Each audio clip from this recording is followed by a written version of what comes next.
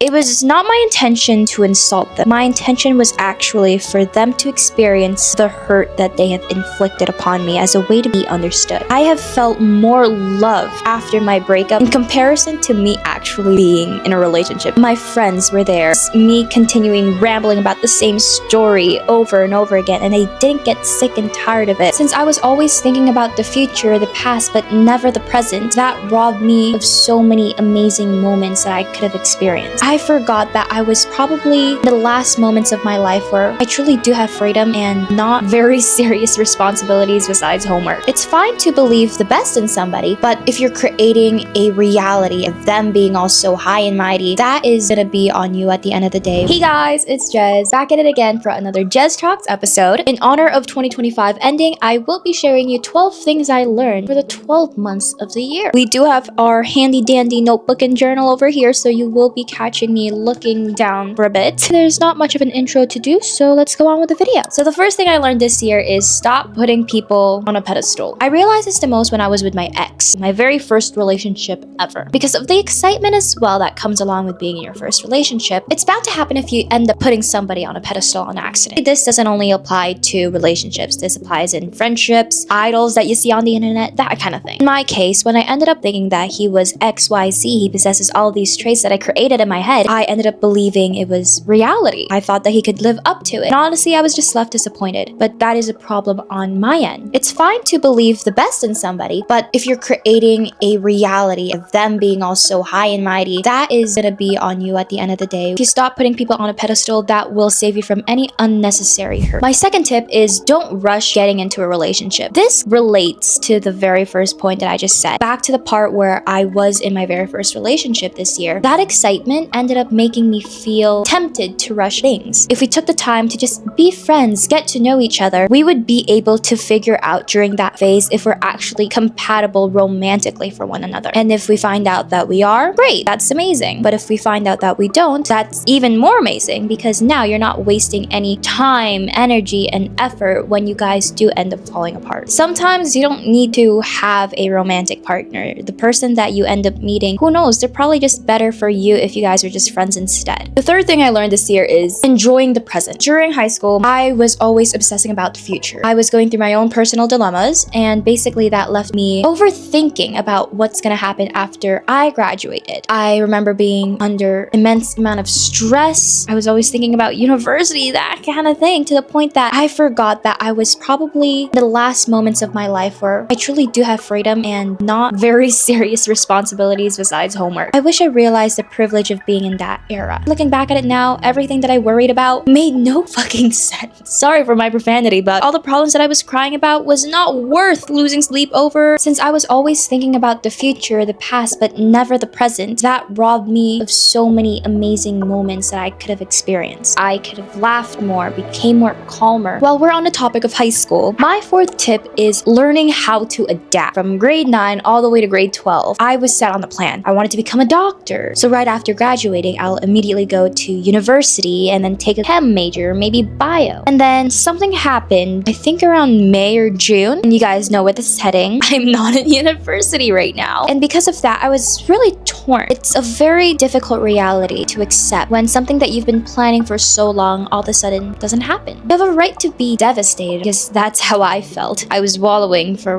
a month? But then I realized that time will not stop for me. It will not stop for anyone. You really have no choice but to make best out of the cards that you've been given with. Give yourself a bit of time to wallow, but don't stay in that bubble of self-pity for too long because it's not going to do you any good. You're just going to be stuck in that specific phase in your life and you're never going to evolve and grow into a better person. That's the beauty of things not going your way. Life is truly unfair, so you're bound to have an experience where something like this will inevitably happen. The best thing out of all of this is just learning how to adapt. This relates to point number 4, which is when a door closes, open a goddamn window. Similarly, back to me talking about my medical healthcare field path, that door shut me out. I was truly hopeless. What I just want to remind y'all though is that it's not the end of the world, because that's how I felt. I thought that I was the most disappointing person ever. I thought I would never be able to bounce back from this. And looking back at this, wow, just 6 months ago was so dramatic. Life is not filled with dead ends. I wish I just realized that sooner. The point of this lesson is to just make you realize that it's not the end of the the world if one thing doesn't go your way. There's always gonna be another path that you can take. There's always gonna be positive things about this new one that you just got thrown into. My sixth tip is love is everywhere. It's all around you, and don't expect to find it in romantic relationships only. Back to my breakup, I genuinely thought that I was incapable of feeling loved by another person again. Talking about this makes me realize how much of a dramatic person I am, but we will find a way to improve.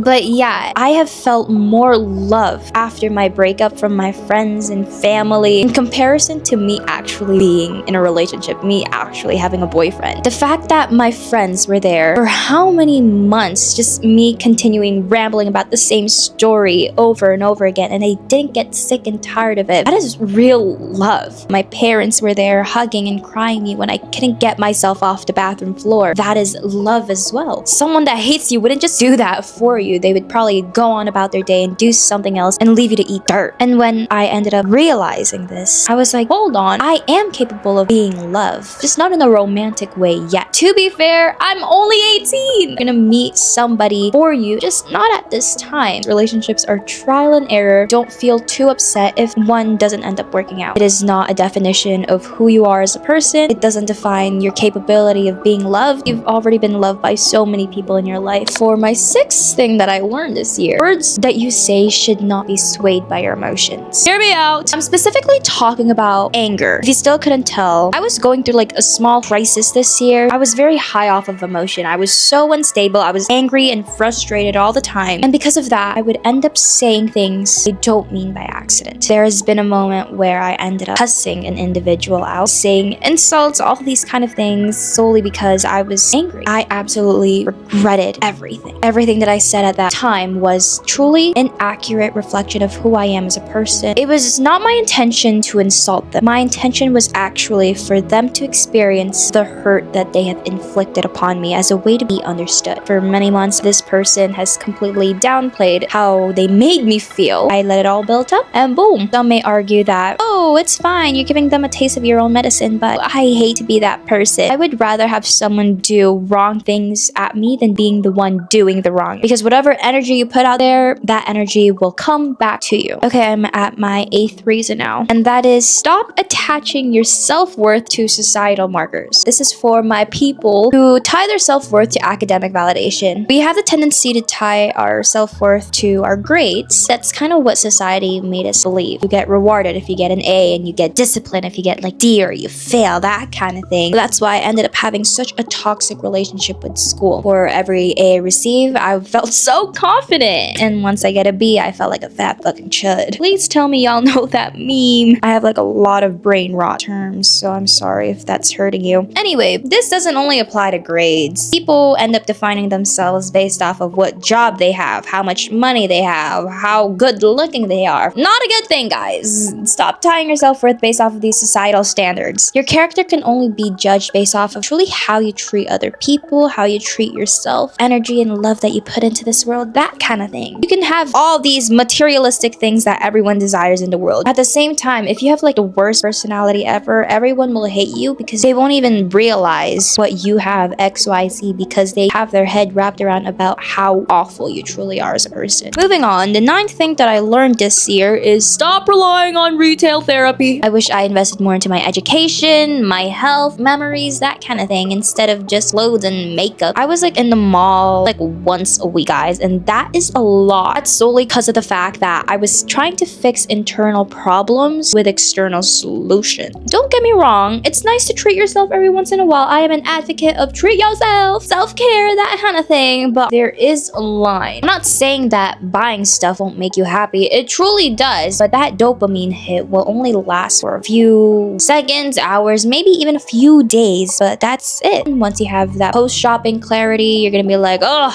why did I spend money on that thing? As much as I love my jelly cats, there was no reason I spent $40 on this thing. Come on now. The 10th thing that I learned this year is that if you want to have a stable community, you need to become a villager. Hear me out. I have been in a room full of business owners recently, solely because I tag along with my parents a lot. Everyone supports one another, and I truly admire that. If someone has launch going on, people will make the effort to show up. The only reason why they did that is because they showed up to them first. If you want other people to do things for you, you have to do things for them as well. This applies applies to your friendships as well. If you want someone to show up to your birthday, you have to make the effort to go to their birthday party as well. If it's like during the winter and it's cold and you just want to stay inside, they notice that you make that effort. Subconsciously, they will make that effort for you as well. The main takeaway is that if you want people to treat you a certain way, you have to be able to treat them in that manner. For the next lesson, I think this is the 11th one. If it already happened, stop dwelling on it unless you have like a freaking time machine. But although it's 2025 turning 2026, we are not that advanced yet. What I'm just trying to say is that if it already happened, you can't control it anymore. So there's no point in trying to make the effort, thinking and saying stuff like, oh, I wish I'd done this, I wish I'd done that. The past is the past, you can't change it, that's it. With the effort that you can possibly do by being mad about the same thing over and over again, shift gears and just put that effort into learning something new instead. And lastly, the 12th lesson that I learned this year is that someone will always judge you. You can be the most kindest on earth, prettiest person on earth, that kind of thing, but somebody will always be in the back saying, oh, you're ugly, you're chuzz. Oh, she's actually a mean devil, two-faced like a biatch. And this kind of relates to me creating content. I'm so inconsistent with posting because there's always this little voice in the back of my mind saying that someone will judge you, you're gonna be made fun of, you're gonna get bullied. It was just bad because it didn't help how I was also bullied back then. But then I realized some people also like the content that I like putting out, so might as well keep posting because it also makes me